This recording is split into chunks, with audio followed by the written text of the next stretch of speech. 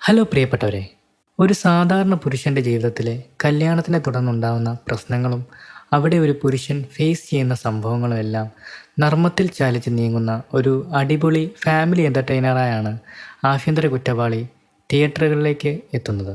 കഴിഞ്ഞ കുറേ നാളുകളായിട്ട് അടിപ്പടങ്ങളും ഇടിപ്പടങ്ങളും ഒരുപാട് കണ്ട് ശീലിച്ച മലയാളികൾക്കിടയിലേക്ക് ഒരു ഫാമിലി കോമഡി എൻ്റർടൈനറായിട്ട് എത്തുകയാണ് ആസിഫ് അലിയും ടീമും.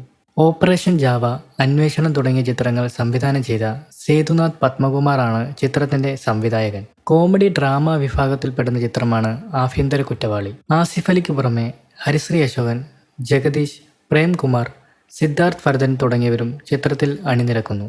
2025 ഏപ്രിൽ 3-നാണ് ചിത്രം റിലീസ് ചെയ്യാൻ തീരുമാനിച്ചിരിക്കുന്നത്.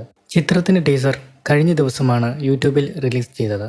മലയാളികളുടെ പ്രിയ താരങ്ങളായ ഫഹദ് ഫാസിൽ, ബാബു ആന്റണി കൂട്ടുകെട്ടിൽ പുറത്തിറങ്ങുന്ന പുതിയ ചിത്രമാണ് ഓടുംകുതിര ചാടുംകുതിര. സിനിമ ഒരു കോമഡി ഫാമിലി എൻ്റർടൈൻമെൻറ്റ് വിഭാഗത്തിൽപ്പെടുന്ന ചിത്രമാണ്. ചിത്രം സംവിധാനം ചെയ്യുന്നത് നടനും സംവിധായകനും കൂടിയായ അൽതാഫ് സലീമാണ്. ചിത്രത്തിൻ്റെ ഷൂട്ടിംഗ് ബാംഗ്ലൂരിൽ അവസാന ഘട്ടങ്ങളിലേക്ക് നീങ്ങുകയാണ്.